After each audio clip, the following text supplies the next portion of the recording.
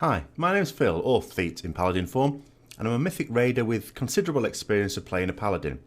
If you're looking for the usual type of guide that's produced by someone who doesn't even play Retribution at a globally competitive level and claims to provide everything you'll need to know in a single guide, frequently with inaccurate information, then this isn't the guide for you. This is just the first in a series of detailed and accurate guides that may be accessed from the playlist shown in the link that I'll be keeping up to date, even when individual videos are not.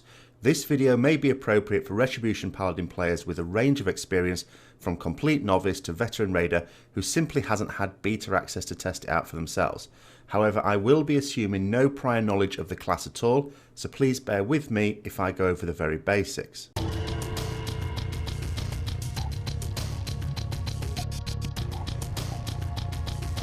There are a number of sections to this introductory guide. There is no need to watch the video in one sitting, and I have supplied timestamps for the different sections which will be covered.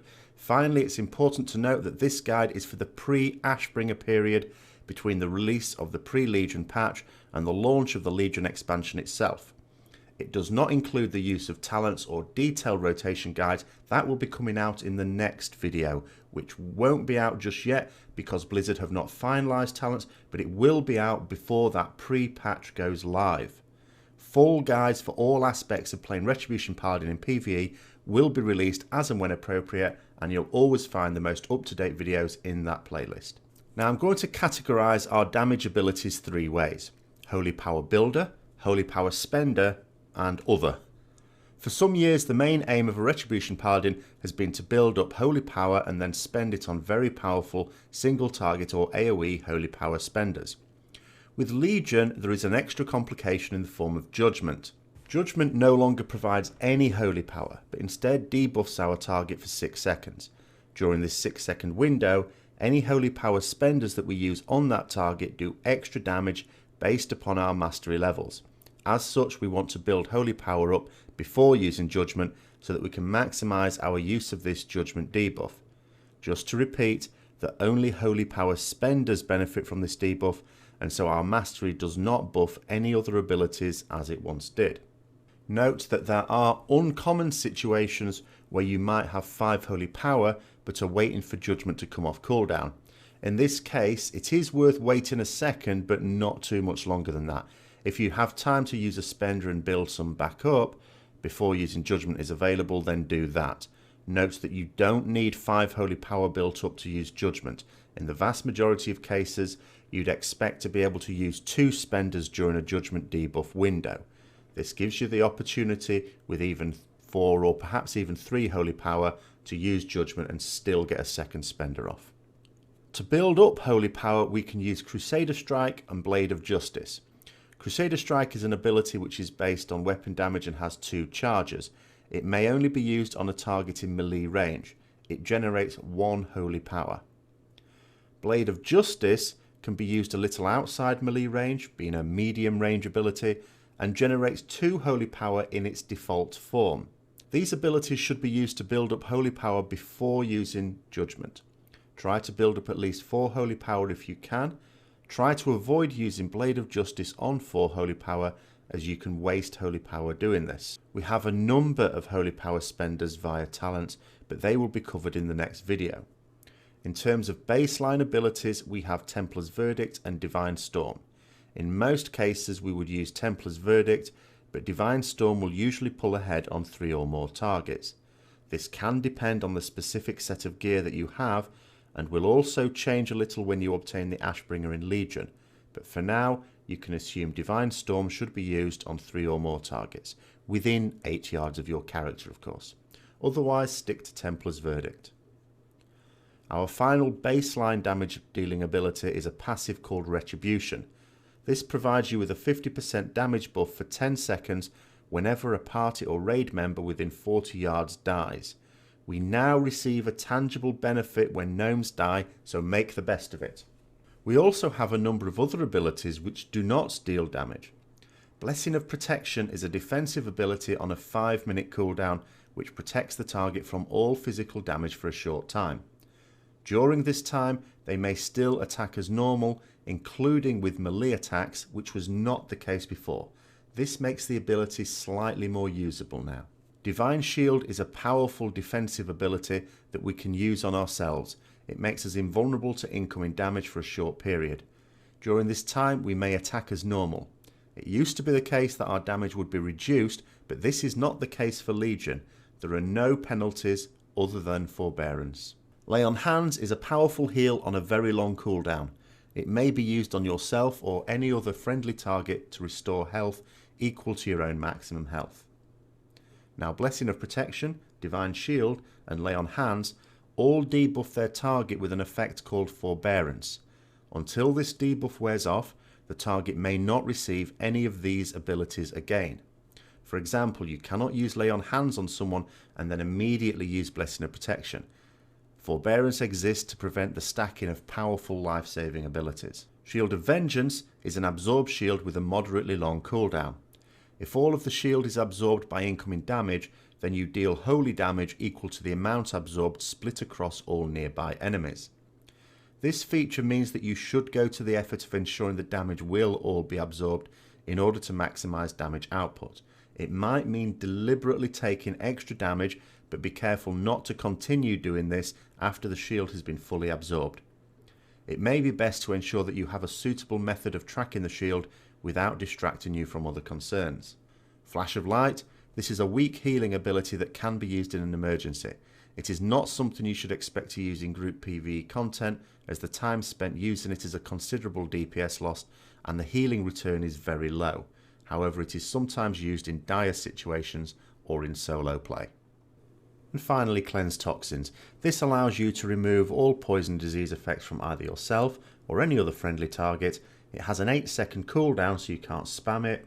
It's best used in conjunction with an add-on such as Cleek or a mouse over macro, so that you can remove poisons and diseases from friendly targets without taking off your DPS target. This is an ability which may be used to resurrect a dead friendly player outside of combat. It will only affect a single person at a time, unlike the equivalent ability of Healing Specs, and so allows you to use it on people without the risk of accidentally rezzing a known player at the same time. Hand of Hindrance is a new ability which may be applied to a hostile target in order to greatly reduce its movement speed. This could be used on a fleeing enemy so that you can close into melee combat with it. It could be used in some PvE encounters to slow a mob as it moves to a location you don't want it to reach. This gives you more time to kill the mob before any detonation effect takes place. Blessing of Freedom may be used on a friendly target and immediately removes any slowing, rooting or similar effects. It also prevents others from being applied during its duration. It has a reasonably short cooldown, so can be used regularly. Such effects are rare in raid encounters, but can be more common in dungeons, and these effects are of course extremely common in PvP. Hand of Reckoning. This is our taunt ability. When used on a hostile NPC, it will focus its attention on you, as you will be the highest on the threat table for a short time. It has synergy with one of our talents, which I will cover in the second video. It can also be used to off-tank a mob that might be attacking a weaker party member, such as a healer, when the tank is unable to do this for whatever reason. Hammer of Justice is our baseline stun. It has only a 10-yard range and a 1-minute cooldown. It stuns the target for 6 seconds. Of course, this won't work on most dungeon bosses and certainly won't work on raid bosses. Finally, Rebuke is the standard interrupts that all melee are equipped with. It also has the standard 15-second cooldown. When used in PvP, it will also stop the target from using the particular school of magic that was interrupted for a further 4 seconds. There are 3 types of Greater Blessing, and you may have a maximum of 3 active at any one time, though you can have multiple of the same one. They last for 1 hour and do not fade on death. However, they do fade if the target changes spec or talents. In addition, you cannot cast these in combat. Greater Blessing of Might is generally the most useful, and you will use 3 of these in most situations. Put them on the 3 members of the raid or party that are likely to do the most damage. Only put it on yourself if you will be one of these 3. No matter which players have the Greater Blessing of Might, the damage done by it always counts for the casting Retribution Paladin. It is not a buff on the players who receive it. So there is never an issue with selfishness when assigning it.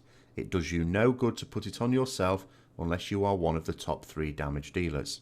Greater Blessing of Wisdom provides the friendly target with a small amount of health and mana every few seconds, and may be suitable for a healer that frequently exhausts their mana.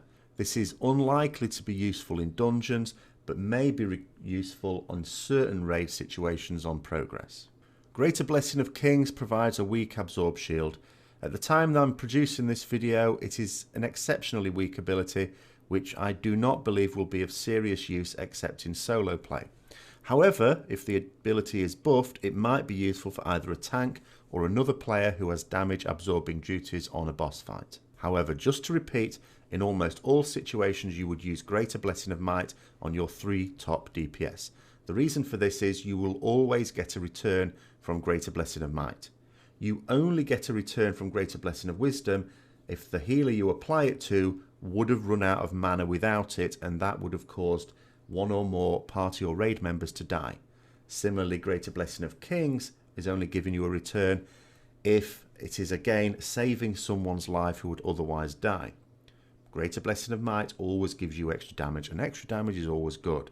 All DPS specs get a DPS cooldown, and Avenging Wrath is ours. The baseline form of it increases our damage by 35% for 20 seconds, and it has a 2-minute cooldown. It should be used in line with as many other buffs as possible, such as use of strength potions, legendary ring, heroism, etc. For solo play, you may just want to use it on a large pull or against an elite mob. Further details of how to maximise its use will be covered in the next video. So let's see how this works in practice. Now, this is a pre-made level 100 Paladin on the Beta Realms. You'll notice I've got virtually no haste at all in this gear, so the rotation will be a little slower. Don't worry about the damage numbers, I'm doing this on a level 80 training dummy. So the general idea would be to generate some holy power, not using judgment to begin with, and then once you've got holy power built up, use judgment, and it's a case of using spenders as quickly as possible during that window. The window is now gone, so I would not use Templar's Verdict until judgment is about ready. It's about ready now, so I'm using it now. Templar's Verdict, and really quickly another one. Ooh, a bit slow there. There is a bit of latency on this server.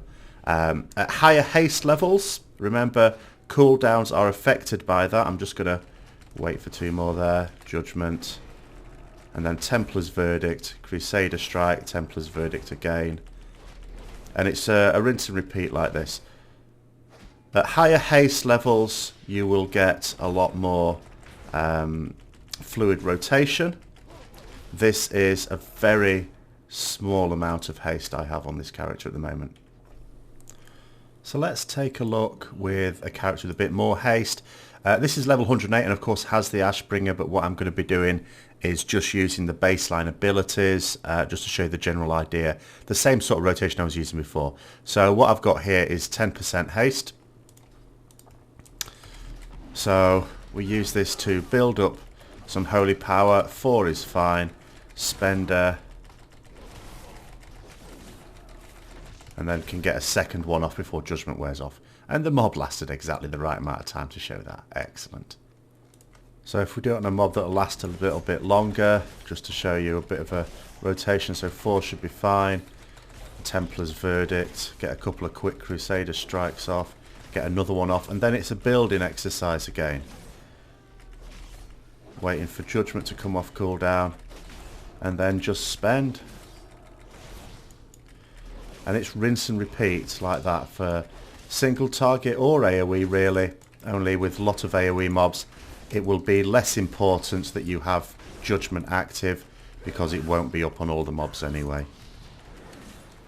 Now I'm using Templar's Verdict there because judgment had a bit of time to come off, but that's fine. I can still use it here. Don't be afraid to use your spenders without judgment if you can still get a couple of spenders off when you do get the judgment debuff up. Now this covers our baseline abilities and how to use them. In the next video I'll be covering talent and how to approach solo play as well as single target and AoE group PvE gameplay. If you have any further questions, don't hesitate to ask either in the comments below or via an email. When enough questions build up, I carry out live seminars on Twitch. Don't worry, all questions are anonymous. Alternatively, I do accept requests for more detailed advice on performance if you're able to supply logs at least, but preferably recorded videos of your gameplay. Of course, if you wish to take advantage of this feature, you won't be anonymous, and I cannot guarantee how quickly I'd get around to it, as if there are many such requests at the same time, it'll be a little bit tricky to stack them up. If you found the video useful, don't forget to like, comment and subscribe for further updates. Please share the video with people or platforms that you feel would benefit, and don't forget to check out my library for the different types of WoW related content that I produce. Until next time, I'll see you later.